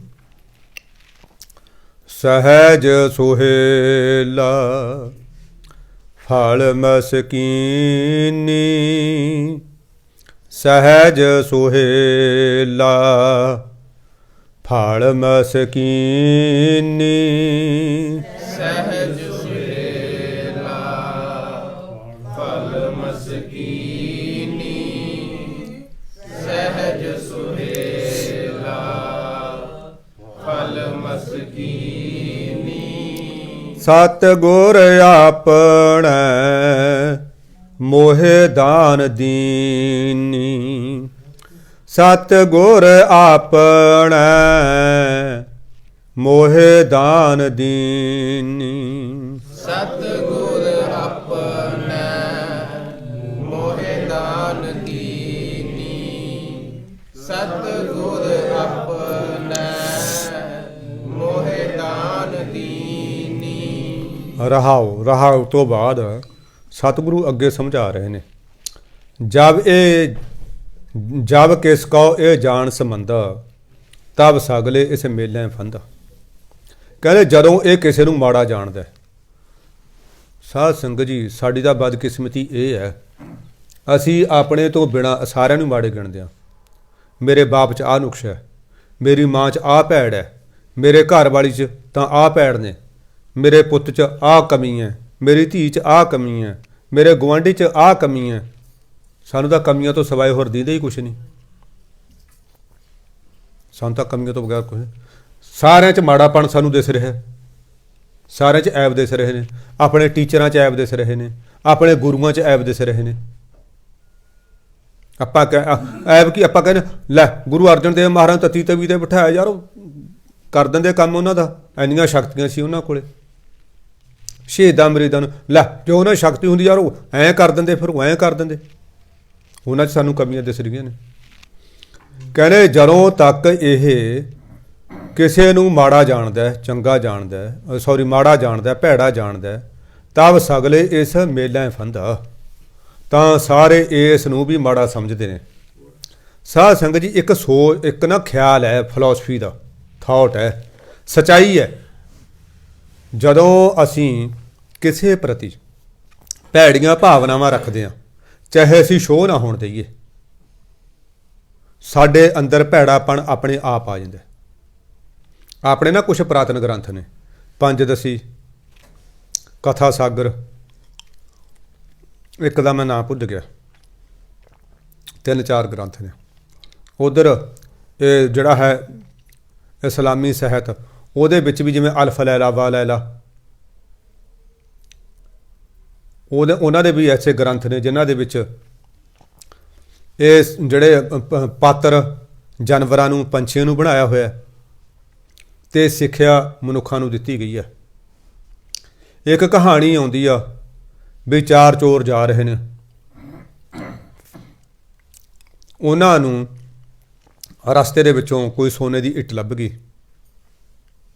ਉਹਨਾਂ ਨੇ ਆਖਿਆ ਚੱਲ ਯਾਰ ਵੀ ਆਪਾਂ ਨੂੰ ਆ ਇੱਟ ਲੱਭ ਗਈ, ਚੱਲ ਮਿਹਨਤ ਪੱਲੇ ਪਈ ਆ, ਆਪਾਂ ਐਂ ਕਰਦੇ ਹਾਂ ਵੀ ਭੁੱਖ ਲੱਗੀ ਹੈ, ਦਿਨ ਵੀ ਚੜ੍ਹ ਗਿਆ, ਦਿਨੇ ਸਫ਼ਰ ਕਰਨਾ ਚੰਗਾ ਨਹੀਂ, ਤੁਸੀਂ 2 ਜਣੇ ਸ਼ਹਿਰ 'ਚ ਜਾਓ, ਉੱਥੋਂ ਕੋਈ ਖਾਣ ਵਾਸਤੇ ਲੈ ਕੇ ਆਓ, ਅਸੀਂ ਇਸ ਇੱਟ ਦੀ ਰਾਖੀ ਵਾਸਤੇ 2 ਜਣੇ ਬਹਿਨੇ ਆ, ਤੇ ਫਿਰ ਆਪਾਂ ਖਾਣਾ ਖਾ ਕੇ ਆਰਾਮ ਕਰਾਂਗੇ, ਤੇ ਫਿਰ ਉਦੋਂ ਬਾਅਦ ਰਾਤ ਨੂੰ ਚੱਲਾਂਗੇ। ਹੁਣ ਆਪਾਂ ਉਸ ਗੱਲ ਨੂੰ ਸਿੱਧ ਕਰਨ ਦੀ ਕੋਸ਼ਿਸ਼ ਕਰਨੀ ਹੈ ਕਿ ਜਦੋਂ ਮੇਰੇ ਮਨ 'ਚ ਭੈੜ ਆ ਗਿਆ ਨਾ ਕਿਸੇ ਪ੍ਰਤੀ, ਉਹਦੇ ਮਨ 'ਚ ਆਟੋਮੈਟਿਕ ਪਹਿਲਾਂ ਆ ਜਾਊਗਾ, ਚਾਹੇ ਸ਼ੋਅ ਨਾ ਹੋਣ ਦੇਈਏ ਉੱਤੋਂ, ਹਾਂ ਜੀ ਬਾਈ ਜੀ ਬਾਈ ਜੀ, ਚਾਹੇ ਜੱਫੀਆਂ ਪਾਈ ਜਾਈਏ, ਪਰ ਅੰਦਰੋਂ ਜਿਹੜੀ ਭਾਵਨਾ, ਉਹ ਭਾਵਨਾ ਮਿਲ ਜਾਂਦੀ ਆ। ਹੁਣ ਜਿਹੜੇ 2 ਜਾ ਰਹੇ ਨੇ ਬਾਜ਼ਾਰ ਨੂੰ, ਉਹ ਇੱਕ ਝੱਕਦਾ ਜਾਂ ਕਹਿੰਦਾ ਦੂਜੇ ਨੂੰ, ਕਹਿੰਦਾ ਯਾਰ ਜੇ ਮੈਂ ਤੈਨੂੰ ਕੋਈ ਗੱਲ ਕਹਾਂ ਬੁਰਾ ਤਾਂ ਨਹੀਂ ਮੰਨੇਗਾ? ਕਹਿੰਦਾ ਕੀ? ਕਹਿੰਦਾ ਇਹ ਇੱਟ ਆਪਾਂ ਨੂੰ ਅੱਧੀ ਆ ਸਕਦੀ ਹੈ। ਕਹਿੰਦਾ ਕਿਵੇਂ? ਕਹਿੰਦਾ ਆਪਾਂ ਇਹਨਾਂ ਦਾ ਕਲਿਆਣ ਕਰ ਦਿੰਦੇ ਹਾਂ, ਕਿਉਂਕਿ ਜਿਹੜੇ ਪਹਿਲਾਂ ਚੋਰ ਡਾਕੂ ਹੁੰਦੇ ਸੀ ਨਾ, ਉਹ ਆਪਣੇ ਨਾਲ ਸੰਖੀਆ ਹਮੇਸ਼ਾ ਰੱਖਦੇ ਹੁੰਦੇ ਸੀ ਵੀ ਕਿਤੇ ਸਰਕਾਰ ਦੇ ਕਾਬੂ ਆਵਾਂਗੇ, ਇਹ ਖਾ ਲਾਂਗੇ, ਵੀ ਨਹੀਂ ਸਰਕਾਰ ਨੇ ਸਾਨੂੰ ਨਾ ਤਸੀਹੇ ਦੇ ਕੇ ਹੋਰ ਚੀਜ਼ਾਂ ਮਨਾਉਣੀਆਂ ਨੇ ਅਤੇ ਸਾਨੂੰ ਬੜਾ ਕਸ਼ਟ ਹੋਊਗਾ, ਵੀ ਬਰਦਾਸ਼ਤ ਨਹੀਂ ਹੋਣਾ। ਉਹ ਨਾਲ ਦੀ ਨਾਲ ਸੰਖੀਆ ਖਾ ਲੈਂਦੇ ਸੀ। ਸੰਖੀਆ ਵੀ ਉਹ ਇੰਨਾ ਤੇਜ਼ ਹੁੰਦਾ ਸੀ, ਭਾਵ ਇੰਨੀ ਅਵਲ ਦਰਜੇ ਦੀ ਜ਼ਹਿਰ ਹੁੰਦੀ ਸੀ ਵੀ ਉਹਨੂੰ ਖਾਧਾ ਤੇ ਬੰਦਾ 2-4 ਮਿੰਟਾਂ 'ਚ ਹੀ ਮਰ ਜਾਂਦਾ ਸੀ। ਉਹ ਬੰਦਿਆਂ ਨੇ ਉਹ ਕਹਿੰਦੇ ਵੀ ਆਪਣੇ ਕੋਲ ਹੈਗਾ ਇਹ ਕੰਮ, ਆਪਾਂ ਜਿਹੜਾ ਹੈ ਖਾਣ ਵਾਲੀਆਂ ਚੀਜ਼ਾਂ 'ਚ ਪਵਾ ਲਿਆਵਾਂਗੇ, ਇਹ ਗੱਡੀ ਚੜ੍ਹ ਜਾਣਗੇ ਖਾ ਕੇ, ਤੇ ਆਪਾਂ ਇੱਟ ਅੱਧੀ ਕਰ ਲਾਂਗੇ। ਉਹ ਕਹਿੰਦਾ ਯਾਰ ਵਿਚਾਰ ਤਾਂ ਕਹਿੰਦਾ ਮੇਰੇ ਮਨ 'ਚ ਵੀ ਆਇਆ ਸੀ, ਪਰ ਮੈਂ ਕਹਿੰਦਾ ਦੱਸਿਆ ਨਹੀਂ, ਗੱਲ ਕੱਚੀ ਨਹੀਂ। ਕਹਿੰਦਾ ਠੀਕ। ਹੁਣ ਉਹਨਾਂ ਨੇ ਉਹੀ ਕੰਮ ਕੀਤਾ, ਜਿਹੜਾ ਲਿਆਂਦਾ ਖਾਣਾ ਉਹ 'ਚ ਜ਼ਹਿਰ ਮਿਲਾਤਾ, ਤੇ ਉਹ ਜਿਹੜੇ ਉੱਥੇ ਬੈਠੇ ਨੇ ਹੁਣ ਜੰਗਲ 'ਚ, ਉਹ ਇੱਕ ਗਿੱਚੀ 'ਚ ਖੁਰਕ ਕੇ ਕਹਿੰਦਾ ਯਾਰ ਕਹਿੰਦਾ ਗੱਲ ਸੁਣ, ਜੇ ਤੈਨੂੰ ਸਲਾਹ ਦੇਵਾਂ ਮੰਨ ਲੇਗਾ? ਕਹਿੰਦਾ ਵੀ ਇਹ ਮੰਨਣ ਵਾਲੀ ਹੋਈ ਮੰਨ ਲਾਂਗੇ। ਕਹਿੰਦਾ ਇਹ ਆਪਾਂ ਇਹ ਇੱਟ ਦੇ ਮਾਲਕ ਬਣ ਸਕਦੇ ਹਾਂ, ਕਿੱਥੇ ਆਪਾਂ ਨੂੰ ਚੌਥਾ ਹਿੱਸਾ ਆਊਗਾ। ਕਹਿੰਦਾ ਕਿਵੇਂ? ਉਹ ਕਹਿੰਦਾ ਗਏ ਨੇ ਬਾਜ਼ਾਰ ਤੋਂ ਖਾਣ ਵਾਸਤੇ ਲਿਆਉਣ, ਆਪਾਂ ਕਹਿੰਦਾ ਉਹਨਾਂ ਦੇ ਆਉਣ ਨੂੰ ਦੇ ਨਾ ਸੌਣ ਜਿਹਦਾ ਡਰਾਮਾ ਕਰਾਂਗੇ। ਉਹ ਆਉਣਗੇ, ਉਹਨਾਂ ਨੂੰ ਆਖਾਂਗੇ ਵੀ ਯਾਰ ਵੀਰ ਬਣ ਕੇ ਆ ਮਾੜਾ ਜਿਹਾ ਪਾਣੀ ਦਾ ਡੋਲ ਕੱਢੋ, ਖੂਹ ਸੀ ਕੋਲੇ, ਵੀ ਆਪਾਂ ਮਤਲਬ ਜਿਹੜਾ ਹੈ ਮੂੰਹ ਧੋ ਕੇ ਫਿਰ ਖਾਂਦੇ ਹਾਂ। ਉਹ ਕਹਿੰਦੇ ਜਦੋਂ ਮਾੜਾ ਝੁਕਣਗੇ ਖੂਹ ਵੱਲ, ਆਪਾਂ ਬਸ ਕਹਿੰਦਾ ਤਲਵਾਰਾਂ ਆਪਣੇ ਕੋਲ ਨੇ ਤੇ ਨਾਲ ਦੀ ਨਾਲ ਮਾਰਾਂਗੇ ਉਹਨਾਂ ਦੇ ਗਲ 'ਚ। ਉਹ ਕਹਿੰਦੇ ਯਾਰ ਗੱਲ ਤਾਂ ਠੀਕ ਹੈ, ਬਹੁਤ ਵਧੀਆ ਗੱਲ ਹੈ। ਭਾਵ ਉਹਨਾਂ ਦੇ ਮਨ 'ਚ ਮਾੜਾਪਣ ਆਇਆ, ਉਹਨਾਂ ਦੇ ਮਨ 'ਚ ਵੀ ਮਾੜਾਪਣ ਆ ਗਿਆ। ਅੱਗੇ ਕਹਾਣੀ ਲੰਬੀ ਆ, ਆਪਾਂ ਤੇ ਉਹ ਤੋਂ ਕੀ ਲੈਣਾ, ਆਪਾਂ ਤਾਂ ਆਪਣੇ ਮਤਲਬ ਕਹਿਣ ਦਾ, ਆਪਾਂ ਆਮ ਵੀ ਸਮਾਜ ਦੇ ਵਿੱਚ ਦੇਖਿਆ, ਆਪਾਂ ਨਾ ਕਈ ਵਾਰੀ ਅਕਾਰਨ ਹੀ ਕਿਸੇ ਬਾਰੇ ਮਾੜਾ ਸੋਚਣ ਲੱਗ ਜਾਂਦੇ ਹਾਂ। ਕਿਸੇ ਨੇ ਆਪਾਂ ਨੂੰ ਕਹਿਤਾ ਉਹ ਯਾਰ ਫਲਾਣੇ ਬੰਦੇ ਤੋਂ ਬਚ ਕੇ ਰਹੀ, ਉਹ ਠੀਕ ਨਹੀਂ ਹੈ, ਉਹਦੀ ਤਸਵੀਰ, ਭੈੜੀ ਤਸਵੀਰ ਆਪਾਂ ਆਪਣੇ ਮਨ 'ਚ ਬਣਾ ਲੈਂਦੇ ਹਾਂ, ਹਾਲਾਂਕਿ ਉਹਨੇ ਸਾਡੇ ਨਾਲ ਕੋਈ ਮਾੜਾ ਪਾਣ ਨਹੀਂ ਕੀਤਾ ਹੁੰਦਾ। ਮਹਾਰਾਜ ਕਹਿੰਦੇ ਆਪਾਂ ਐ ਨਹੀਂ ਕਰਨਾ ਹੈਗਾ। ਕਹਿੰਦੇ ਜਿੰਨੀ ਦੇਰ ਇਹ ਕਿਸੇ ਨੂੰ ਮਾੜਾ ਗਿਣਦਾ, ਇੱਥੋਂ ਤੱਕ ਕੋਈ ਕਿਸੇ ਸਾਧੂ ਸੰਤ ਬਾਰੇ ਵੀ ਕਹਦੇ ਨਾ, ਉਹ ਲੈ ਯਾਰ ਤੂੰ ਫਲਾਣੇ ਬਾਬੇ ਕੋਲੇ, ਉਹ ਤਾਂ ਬਾਬਾ ਤਾਂ ਐ ਹੈ, ਉਹ ਜੇ ਉਹਦੇ ਨਾਲ 10 ਸਾਲ ਵਰਤਿਆ, ਅਸੀਂ 15 ਸਾਲ ਵਰਤਿਆ, ਉਹਦਾ ਗੁਣ ਸਾਨੂੰ ਯਾਦ ਨਹੀਂ ਰਹਿੰਦਾ। ਉਹ ਬੰਦੇ ਦੀ ਕਹੀ ਹੋਈ ਗੱਲ ਤੇ ਅਸੀਂ ਪੱਕੇ ਹੋਏ ਨਾ ਯਾਰ ਵੀ ਇਹ ਬਾਬੇ 'ਚ ਗੱਲ ਹੋਊਗੀ ਕੋਈ। ਮਹਾਂਪੁਰਸ਼ਾਂ ਤੇ ਵੀ ਅਸੀਂ ਸ਼ੱਕ ਲੱਗੇ ਨੇ ਕਰ। ਮਹਾਰਾਜ ਜੀ ਕਹਿੰਦੇ ਜਿੰਨੀ ਦੇਰ ਇਹ ਕਿਸੇ ਨੂੰ ਮਾੜਾ ਜਾਣਦਾ ਤਾਂ ਦੂਜੇ ਵੀ ਇਹਦੇ ਵਾਸਤੇ ਫਾਈਆਂ ਤਿਆਰ ਕਰਦੇ ਨੇ, ਭਾਵ ਮਾੜਾ ਗਿਣਦੇ ਨੇ ਇਹਨੂੰ, ਇਸ ਨੂੰ ਫਸਾਉਣ ਦਾ ਯਤਨ ਕਰਦੇ ਨੇ। ਮੇਰ ਤੇਰ ਜਬ ਇਹਨਾਂ ਚੁਕਾਈ ਤਾਂ ਤੇ ਇਸ ਸੰਗ ਨਹੀਂ ਬਹਿ ਰਾਈ। ਜਦੋਂ ਇਹਨੇ ਆਪਣਾ ਮੇਰਾ ਆਪਣਾ ਬਗਾਨਾ ਇਹਨੇ ਚੱਕਤਾ ਅੰਦਰੋਂ ਸਾਧ ਸੰਗ ਜੀ, ਫਿਰ ਇਹਦਾ ਕੋਈ ਵੀ ਦੁਸ਼ਮਣ ਨਹੀਂ ਰਹਿੰਦਾ। ਆਪਾਂ ਸੋਚਣਾ ਇਹ ਮੇਰੇ ਬੱਚੇ ਨੇ, ਇਹਨਾਂ ਬੱਚਿਆਂ ਵਾਸਤੇ ਮੈਂ ਕਿਸੇ ਦੀ ਜੇਬ ਕੱਟ ਕੇ ਲੈ ਕੇ ਆਉਣਾ, ਕਿਸੇ ਤੋਂ ਰਿਸ਼ਵਤ ਲੈ ਕੇ ਆਉਣਾ, ਮੇਰ ਹੈ, ਮਮਤ ਹੈ, ਉਹਦੇ ਕਰਕੇ ਪਾਪ ਕਰਦੇ ਹਾਂ ਅਸੀਂ। ਜਦੋਂ ਹੁਣ ਇਹ ਨਹੀਂ ਰਿਹਾ ਵੀ ਇਹ ਜਵਾਕ ਵੀ ਮੇਰੇ ਨਹੀਂ ਹੈਗੇ, ਇਹਨਾਂ ਨਾਲ ਵੀ ਲੈਣ ਦੇਣ ਦਾ ਸੰਬੰਧ ਹੈ, ਅਤੇ ਜਿਹੜਾ ਇਹ ਭਾਈ ਮੇਰੇ ਕੋਲ ਆਇਆ, ਮੇਰੀ ਪਬਲਿਕ ਡੀਲਿੰਗ 'ਤੇ ਡਿਊਟੀ ਲੱਗੀ ਹੈ, ਇਹ ਵੀ ਮੇਰਾ ਨਹੀਂ ਹੈਗਾ, ਮੈਂ ਉਹਦੇ ਵਾਸਤੇ ਕਿਸੇ ਨੂੰ ਕਿਉਂ ਠੱਗਾਂ। ਕਿਸੇ ਬਿੱਲੀ ਆਪਣੇ ਪੇਟ ਵਾਸਤੇ ਚੂਹੇ ਮਾਰਦੀ ਹੈ, ਦੂਜਿਆਂ ਦੇ ਪੇਟ ਵਾਸਤੇ ਚੂਹੇ ਨਹੀਂ ਮਾਰਦੀ। ਆਪਾਂ ਕਿਸੇ ਵਾਸਤੇ ਕਿਉਂ ਪਾਪ ਕਰੀਏ। ਜਦੋਂ ਇਹਦੇ ਅੰਦਰੋਂ ਮੇਰ ਤੇਰ ਨਿਕਲ ਗਈ, ਇਹਦੇ ਅੰਦਰੋਂ ਇਹ ਪਾਪ ਕਰਨ ਦੀ ਵਿਰਤੀ ਵੀ ਨਿਕਲ ਜਾਣੀ ਹੈ, ਮੇਰ ਤੇਰ ਵੀ ਉਹ ਵਿਰਤੀ ਵੀ ਨਿਕਲ ਜਾਣੀ ਹੈ।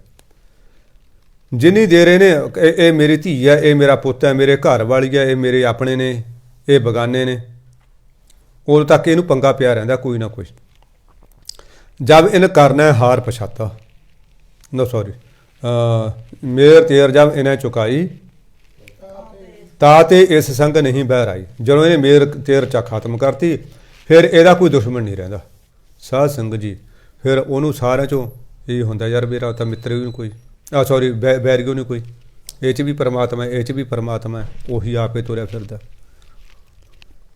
ਜਦੋਂ ਆਪਾਂ ਕਿਸੇ ਵਾਸਤੇ ਸ਼ੁਭ ਸੋਚਦੇ ਹਾਂ, ਆਟੋਮੈਟਿਕ ਉਹਦੇ ਅੰਦਰ ਆਪਣੇ ਪ੍ਰਤੀ ਵੀ ਸ਼ੁਭ ਭਾਵਨਾ ਪੈਦਾ ਹੋ ਜਾਂਦੀ ਹੈ।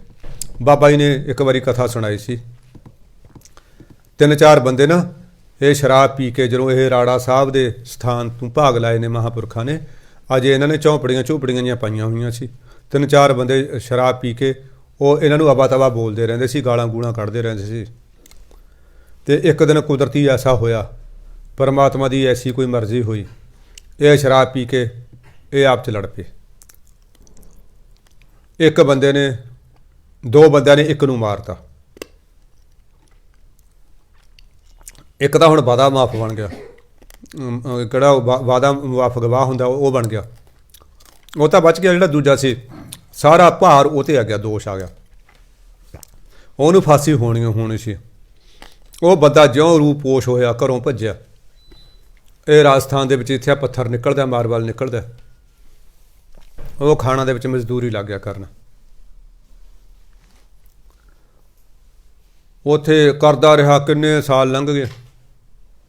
ਕੁਦਰਤੀ ਕੋਈ ਇੱਥੋਂ ਦਾ ਟਰੱਕ ਵਾਲਾ ਉੱਥੇ ਪੱਥਰ ਲੈਣ ਵਾਸਤੇ ਗਿਆ। ਹੁਣ ਇਹ ਕੀ ਉਹਨੇ ਬੰਦਾ ਮਾਰਤਾ, ਨਾਲੇ ਫਿਰ ਇਹ ਸੋਚਦਾ ਸੀ ਯਾਰ ਇਹ ਸਿਆਪਾ ਮੇਰੇ ਗਲ ਪੈ ਗਿਆ, ਜੇ ਉਹਨਾਂ ਦਾ ਐਂ ਹੋ ਜੇ, ਜੇ ਉਹਨਾਂ ਦਾ ਐਂ ਹੋ ਜੇ, ਮਾੜਾ ਸੋਚ ਰਿਹਾ ਸੀ ਉਹਨਾਂ ਪ੍ਰਤੀ। ਉਹ ਟਰੱਕ ਵਾਲੇ ਨੇ ਦੱਸਿਆ, ਉਹ ਕੁਦਰਤੀ ਪਛਾਣ ਲਿਆ। ਉਹ ਕਹਿੰਦਾ ਫਲਾਣਾ ਤੂੰ, ਕਹਿੰਦਾ ਹਾਂ ਬਾਈ, ਕਹਿੰਦਾ ਦੇਖੀ ਹੱਥ ਬੰਨ੍ਹਦਾ ਯਾਰ, ਦੱਸੀ ਨਾ, ਮੈਂ ਲੁੱਕ ਕੇ ਟਾਈਮ ਟਪਾ ਰਿਹਾ। ਉਹ ਕਹਿੰਦਾ ਲੁੱਕ ਕੇ ਤਾਂ ਟਾਈਮ ਟਪਾ ਰਿਹਾ। ਉਹ ਬੰਦਾ ਥੋੜ੍ਹਾ ਸਿਆਣਾ ਸੀ ਟਰੱਕ ਵਾਲਾ ਭਾਈ। ਕਹਿੰਦਾ ਤੁਸੀਂ ਮਹਾਂਪੁਰਖਾਂ ਨੂੰ ਪਰੇਸ਼ਾਨ ਕੀਤਾ, ਮਹਾਂਪੁਰਖਾਂ ਦੇ ਪ੍ਰਤੀ ਤੁਸੀਂ ਅਬਾ ਤਬਾ ਬੋਲਿਆ, ਤੂੰ ਜਾ ਕੇ ਮਾਫੀ ਮੰਗ ਉਹਨਾਂ ਤੋਂ, ਕੀ ਪਤਾ ਮਹਾਂਪੁਰਖ ਕੋਈ ਤੇਰਾ ਪਾਪ ਕੱਟ ਦੇਣ। ਕਹਿੰਦਾ ਯਾਰ ਮੈਂ ਫਸ ਜੂੰ। ਕਹਿੰਦਾ ਨਹੀਂ, ਇਸ ਚੀਜ਼ ਦੀ ਗਰੰਟੀ ਮੇਰੀ ਰਹੀ, ਤੂੰ ਫਸਦਾ ਨਹੀਂ, ਤੈਨੂੰ ਛੱਡ ਕੇ ਵੀ ਇੱਥੇ ਜਾਊਂਗਾ, ਕਿਉਂਕਿ ਮੈਂ ਫੇਰ ਗੇੜਾ ਲੈਣ ਆਉਣਾ ਉਰੇ, ਲੰਘਣਾ ਮੈਂ ਤੈਨੂੰ ਛੱਡ ਦੂੰ ਉਰੇ। ਉਹ ਟਰੱਕ 'ਚ ਚੜ੍ਹਾ ਲਿਆ, ਕਿਸੇ ਨੂੰ ਕੋਈ ਕੰਨੋ ਕੰਨੀ ਖਬਰ ਨਹੀਂ ਹੋਣ ਦਿੱਤੀ। ਮਹਾਂਪੁਰਖਾਂ ਦੇ ਪੇਸ਼ ਕੀਤਾ, ਮਹਾਂਪੁਰਖਾਂ ਨੂੰ ਦੱਸਿਆ ਮਹਾਰਾਜ ਇਹ ਉਹੀ ਆ ਜਿਹੜਾ ਕਿਸੇ ਵੇਲੇ ਤੁਹਾਨੂੰ ਅਬਾ ਤਬਾ ਬੋਲਦਾ ਹੁੰਦਾ ਸੀ, ਅਤੇ ਵੀ ਐਂ ਕਰਕੇ ਇਹਦਾ ਮੁਕੱਦਮਾ ਚੱਲਦਾ, ਇਸ ਨੂੰ ਫਾਂਸੀ ਹੋਣ ਦੀ ਪੂਰੀ ਨੌਬਤ ਹੈ। ਕਹਿੰਦੇ ਅੱਛਾ। ਫਿਰ ਮਹਾਂਪੁਰਖਾਂ ਨੇ, ਚਲੋ ਮਹਾਂਪੁਰਖ ਤਾਂ ਸਾਧੂ ਤੱਕ ਪੈਰਾਂ ਦੇ ਕੱਚੇ ਹੁੰਦੇ ਨੇ, ਕੋਈ ਸ਼ਰਨ ਆ ਗਿਆ ਮਾਫੀ ਮੰਗ ਲਈ, ਉਹਦੀ ਮੁਆਫ ਕਰ ਦਿੰਦੇ ਨੇ, ਉਹ ਤਾਂ ਮਨ 'ਚ ਬੈਰ ਭਾਵਨਾ ਰੱਖਦੇ ਨਹੀਂ ਹੈਗੇ। ਉਹ ਜੋ ਮਾਫੀ ਮੰਗੀ, ਉਹ ਕਹਿੰਦੇ ਵੀ ਤੂੰ ਐਂ ਕਰ, ਜਿਹੜਾ ਬੰਦਾ ਮਰਿਆ, ਉਹਦੇ ਲਈ ਤੂੰ ਰੋਜ਼ ਜਪਜੀ ਸਾਹਿਬ ਦੇ ਪਾਠ ਕਰਿਆ ਕਰ, ਜਿੰਨੇ ਤੂੰ ਕਰ ਸਕਦਾ, 5 10 15, ਜਿੰਨੇ ਤੂੰ ਵੱਧ ਕਰ ਲੇਗਾ ਉਹਨੇ ਹੀ ਤੇਰਾ ਜਿਹੜਾ ਹੈ ਵੱਧ ਛੇਤੀ ਛੁਟਕਾਰਾ ਹੋ ਜਾਊਗਾ। ਕਿਉਂਕਿ ਉਹ ਰੂਹ ਭਟਕ ਰਹੀ ਹੈ, ਤੁਸੀਂ ਉਹਨੂੰ ਆਕਾਰ ਨਹੀਂ ਮਾਰਤਾ, ਬਿਨਾਂ ਕਿਸੇ ਸ਼ਰਾਬ ਦੇ ਨਸ਼ੇ 'ਚ ਹੀ ਮਾਰਤਾ, ਉਹ ਰੂਹ ਪਰੇਸ਼ਾਨ ਕਰ ਰਹੀ ਹੈ, ਤੂੰ ਉਹ ਰੂਹ ਦੀ ਗਤੀ ਕਰਵਾ ਦੇ ਪਾਠ ਕਰ ਕਰਕੇ, ਉਹਦਾ ਭਲਾ ਮੰਗ, ਉਹਨੇ ਤੇਰਾ ਭਲਾ ਆਪ ਹੀ ਮੰਗਣਾ ਸ਼ੁਰੂ ਕਰ ਦੇਣਾ। ਉਹਨੇ ਠੀਕ ਹੈ ਜੀ, ਉਹਨੇ ਉਹਦਾ ਭਲਾ ਮੰਗਣਾ ਸ਼ੁਰੂ ਕਰਤਾ, ਰੋਜ਼ ਅਰਦਾਸਾਂ ਕਰਿਆ ਕਰੇ, ਪਾਠ ਕਿ ਨਹੀਂ ਕਰਦਿਆ ਕਰੇ ਉਹ ਤਾਂ, ਅਤੇ ਉਹ ਬਸ 2-4 ਸਾਲਾਂ 'ਚ ਹੀ ਉਹ ਰੂਹ ਦਾ ਕਲਿਆਣ ਹੋ ਗਿਆ। ਅਤੇ ਐਨੇ ਨੂੰ ਉਹ ਜਿਹੜੇ ਜਿਨ੍ਹਾਂ ਦਾ ਮਰਿਆ ਸੀ ਉਹ ਨਾ ਦੂਜਿਆਂ ਦੇ ਗਏ ਜਿਨ੍ਹਾਂ ਨੇ ਮਾਰਿਆ ਸੀ, ਉਹ ਕਹਿੰਦੇ ਯਾਰ ਦੇਖ ਸਾਡਾ ਤਾਂ ਮਰ ਗਿਆ, ਅਸੀਂ ਤਾਂ ਸਬਰ ਕਰ ਲਿਆ, ਤੁਹਾਡੇ ਦਾ ਪਤਾ ਹੀ ਨਹੀਂ, ਤੁਸੀਂ ਵੀ ਪਤਾ ਨਹੀਂ ਕਿਵੇਂ ਕਰਦੇ ਹੋ, ਚਲੋ ਆਪਾਂ ਸਮਝੌਤਾ ਕਰਦੇ। ਸਮਝੌਤਾ ਹੋ ਗਿਆ, ਨਿਬੜ ਗਿਆ, ਕੇਸ ਵਾਪਸ ਹੋ ਗਿਆ, ਸਾਰਾ ਕੁਝ ਹੋ ਗਿਆ। ਫਿਰ ਉਹਨੂੰ ਖਬਰ ਦੇਤੀ, ਉਹ ਟਰੱਕ ਵਾਲੇ ਭਾਈ ਨੇ, ਉਸੇ ਪਿੰਡ ਦੇ ਸੀ ਉਹ, ਅਤੇ ਉਹ ਫਿਰ ਵਾਪਸ ਆ ਗਿਆ। ਵਾਪਸ ਭਾਵ ਜਦੋਂ ਅਸੀਂ ਕਿਸੇ ਦਾ ਮਾੜਾ ਸੋਚਦੇ ਹਾਂ, ਇਸੇ ਤਰ੍ਹਾਂ ਇੱਕ ਸ਼ਹਿਰ ਦੇ ਵਿੱਚ ਕੋਈ ਚੰਦਨ ਦਾ ਵਪਾਰੀ ਨੇ ਆ ਕੇ ਸ਼ਹਿਰ ਦੇ ਬਾਹਰ ਆਪਣਾ ਬੰਗਲਾ ਪਾ ਲਿਆ।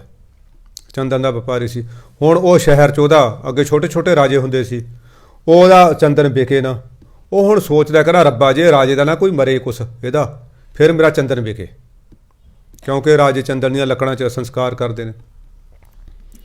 ਉਹ ਰੋਜ਼ ਇਹੀ ਅਰਦਾਸ ਕਰਦਾ ਸੀ। ਉਹ ਰਾਜਾ ਤੇ ਵਜ਼ੀਰ ਇੱਕ ਦਿਨ ਸੈਰ ਵਾਸਤੇ ਨਿਕਲੇ ਉਸ ਪਾਸੇ ਨੂੰ। ਰਾਜਾ ਪੁੱਛਦਾ ਵਜ਼ੀਰ ਨੂੰ, ਉਹ ਕਹਿੰਦਾ ਇਹ ਯਾਰ ਕਿ ਨਹੀਂ ਐਡਾ ਵੱਡਾ ਬੰਗਲਾ ਕਿਹਨੇ ਪਾਇਆ ਇਹ? ਕਹਿੰਦਾ ਜੀ ਕੋਈ ਵਪਾਰੀ ਵਪੂਰੀ ਹੈ ਚੰਦਨ ਦਾ, ਉਹਨੇ ਪਾਇਆ। ਕਹਿੰਦਾ ਐਂ ਕਰੀਏ ਬੰਗਲੇ ਨੂੰ ਢਵਾ ਦਿਓ, ਬਸ ਸਾਫ਼ ਕਰ ਦਿਓ ਕੰਮ। ਉਹ ਕਹਿੰਦਾ ਜੀ ਠੀਕ ਹੈ ਮਹਾਰਾਜ, ਓਕੇ, 7 ਵਚਨ। ਜਦੋਂ ਇਹ ਮਹਿਲਾਂ 'ਚ ਜਾ ਵੜਿਆ ਰਾਜਾ, ਵਜ਼ੀਰ ਨੇ ਉਸ ਵਪਾਰੀ ਨੂੰ ਬੁਲਾਇਆ। ਵਜ਼ੀਰ ਬੜਾ ਧਾਰਮਿਕ ਖਿਆਲਾਂ ਦਾ ਸੀ, ਬੜਾ ਵਧੀਆ ਸਕਾਲਰ ਸੀ। ਉਹਨੇ ਉਸ ਨੂੰ ਪੁੱਛਿਆ, ਕਹਿੰਦਾ ਸੱਚੋ ਸੱਚੀ ਦੱਸ ਮਿੱਤਰਾ, ਤੂੰ ਰਾਜੇ ਦਾ ਮਾੜਾ ਮੰਗਦਾ? ਪਹਿਲਾਂ ਕਹਿੰਦਾ ਨਾ ਜੀ ਨਾ ਜੀ। ਕਹਿੰਦਾ ਨਹੀਂ, ਗੱਲ ਹੈਗੀ ਜ਼ਰੂਰ ਵਿੱਚ, ਸਾਡਾ ਰਾਜਾ ਮਾੜਾ ਨਹੀਂ, ਆਹ ਆਰਡਰ ਹੈ ਮੇਰੇ ਕੋਲੇ ਤੇਰਾ ਬੰਗਲਾ ਢਵਾਉਣ ਦਾ, ਤੂੰ ਰਾਜੇ ਦਾ ਮਾੜਾ ਸੋਚ ਰਿਹਾ ਕੁਛ? ਹਾਂ ਜੀ। ਕਹਿੰਦਾ ਮੇਰੀਆਂ ਜਿਹੜਾ ਹੈ ਵਪਾਰ ਹੋ ਨਹੀਂ ਰਿਹਾ, ਲੱਕੜਾਂ ਵਿਕ ਨਹੀਂ ਰਹੀਆਂ, ਮੈਂ ਤਾਂ ਇਹ ਸੋਚਦਾ ਸੀ ਵੀ ਜੇ ਰਾਜੇ ਦੀ ਮਾਂ ਮਰ ਜੇ, ਜਾਂ ਰਾਜੇ ਦਾ ਬਾਪ ਮਰ ਜੇ, ਜਾਂ ਕੋਈ ਰਾਣੀ ਮਰ ਜੇ, ਜਾਂ ਰਾਜਾ ਮਰ ਜੇ, ਮੇਰੀਆਂ ਲੱਕੜਾਂ ਵਿਕ ਜਾਣ, ਮੇਰਾ ਕੋਈ ਕਾਫੀ ਮੁਨਾਫਾ ਹੋ ਜੇ।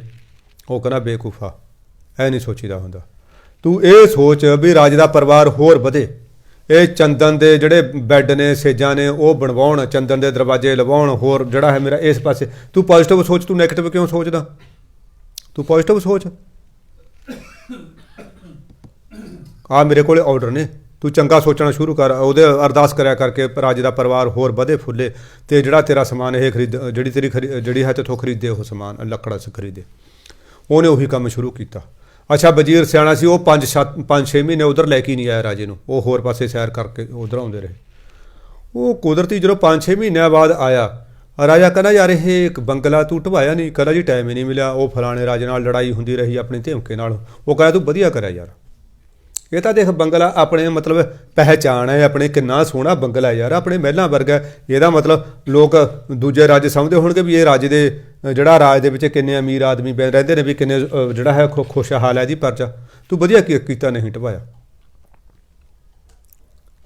ਭਾਵ ਇਹ ਕਥਾ ਸੁਣਾਉਣ ਦਾ ਮਤਲਬ ਜਦੋਂ ਅਸੀਂ ਕਿਸੇ ਪ੍ਰਤੀ ਚੰਗਾ ਸੋਚਦੇ ਹਾਂ ਤਾਂ ਉਹਦੇ ਮਨ 'ਚ ਵੀ ਅਛਾਈ ਸਾਡੇ ਪ੍ਰਤੀ ਪੈਦਾ ਹੁੰਦੀ ਹੈ। ਜਦੋਂ ਅਸੀਂ ਕਿਸੇ ਪ੍ਰਤੀ ਮਾੜਾ ਸੋਚਦੇ ਹਾਂ ਤਾਂ ਉਹਦੇ ਮਨ ਦੇ ਵਿੱਚ ਉਹ ਭੈੜਾਪਣ ਸਾਡੇ ਮਨ 'ਚ ਆ ਜਾਂਦਾ, ਉਹ ਦੂਜੇ ਦੇ ਮਨ 'ਚ ਆ ਜਾਂਦਾ ਜਿਹਦੇ ਪ੍ਰਤੀ ਅਸੀਂ ਸੋਚ ਰਹੇ ਹਾਂ।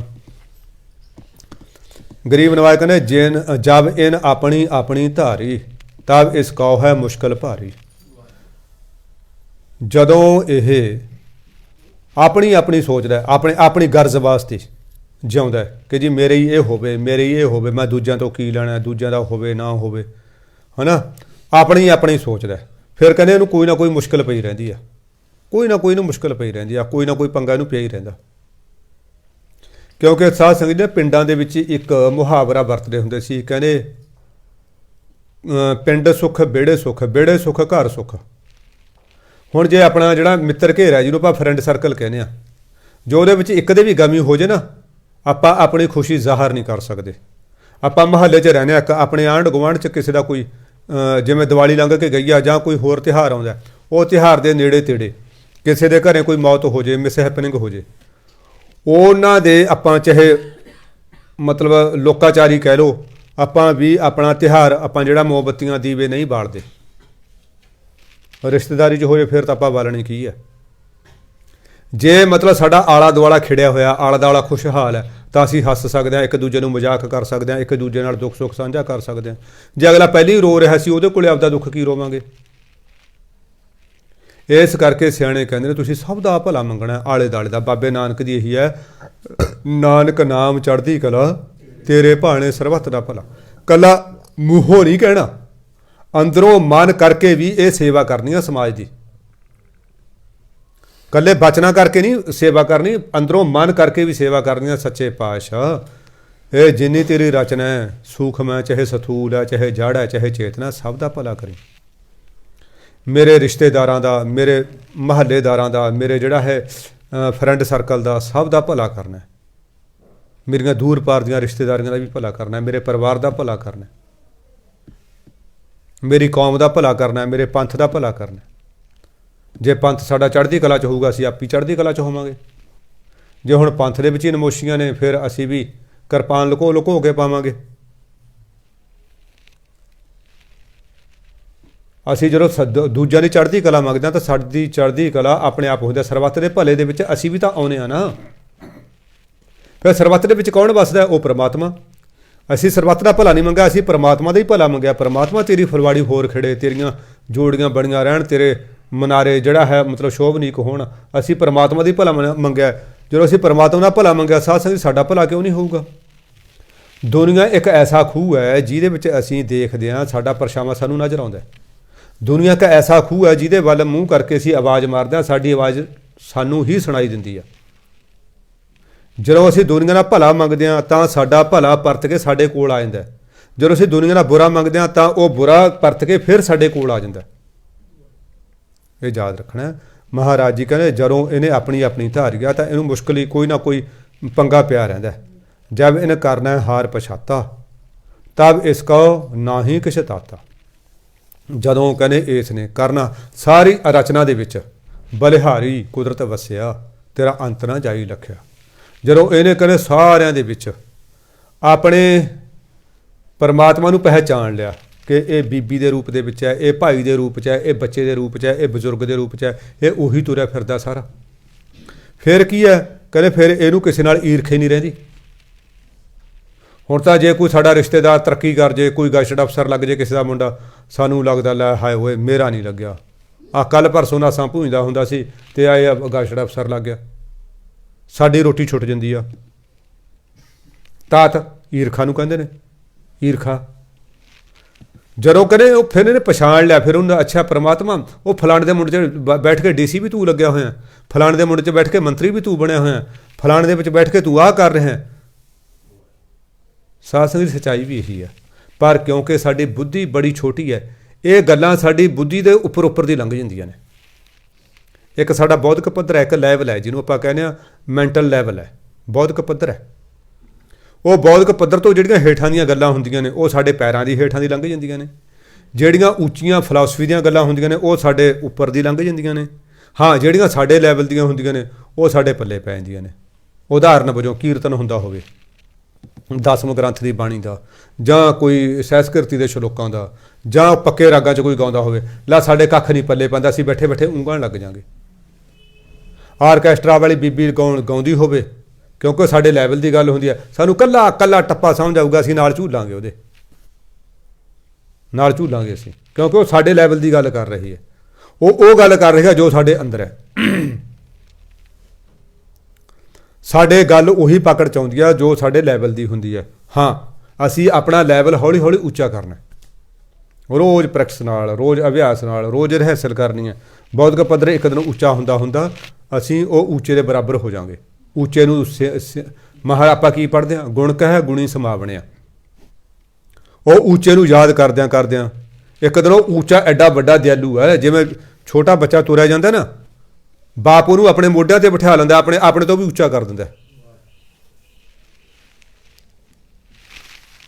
ਤੁਰਿਆ ਜਾਂਦਾ, ਬੱਚੇ ਨੂੰ ਬਾਪ ਨੂੰ ਤਰਸ ਆਇਆ, ਯਾਰ ਮੇਰਾ ਇਹ ਥੱਕ ਗਿਆ ਹੋਣਾ ਵਿਚਾਰਾ, ਉਹਨੂੰ ਚੱਕ ਕੇ ਮੋਢਿਆਂ ਤੇ ਬਿਠਾ, ਕਈ ਵਾਰੀ ਸਿਰ ਤੇ ਹੀ ਬਿਠਾ ਲੈਂਦਾ ਉੱਪਰ, ਛੋਟੇ ਬੱਚੇ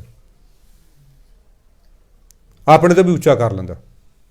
ਕਈ ਵਾਰੀ ਸਾਡਾ ਦਾ ਬਾਪੂ ਪਤਾ ਨਹੀਂ ਉਹਨਾਂ ਤੋਂ ਅਨੰਤ ਗੁਣਾ ਵੱਧ ਦਿਆਲੂ ਆ, ਪਤਾ ਨਹੀਂ ਸਾਨੂੰ ਆਪਣੇ ਸਿਰ ਤੇ ਬਿਠਾ ਲੇ, ਜਦੋਂ ਉਹਦੇ ਗੁਣ ਗਾਵਾਂਗੇ, ਉਹਦੀ ਸਿਫਤ ਸਲਾਹ ਕਰਾਂਗੇ, ਕਹਿੰਦੇ ਫਿਰ ਇਹਨੂੰ ਕੋਈ ਨਫ਼ਰਤ ਨਹੀਂ ਆਉਂਦੀ। ਸਾਧ ਸੰਗਤ ਜੀ, ਆਪਾਂ ਗੁਰੂ ਨਾਨਕ ਦੇਵ ਮਹਾਰਾਜ ਦਾ ਪ੍ਰਕਾਸ਼ ਦਿਹਾੜਾ ਮਨਾ ਰਹੇ ਹਾਂ। ਉਹਦੇ ਸੰਬੰਧ ਦੇ ਵਿੱਚ ਕੱਲ੍ਹ ਨੂੰ ਅਖੰਡ ਪਾਠ ਸਾਹਿਬ ਪ੍ਰਾਰੰਭ ਹੋਣੇ ਨੇ। ਉਹਦੇ ਲਈ ਆਪਾਂ ਹੁਣ ਤਿਆਰੀ ਕਰਨੀ ਹੈ।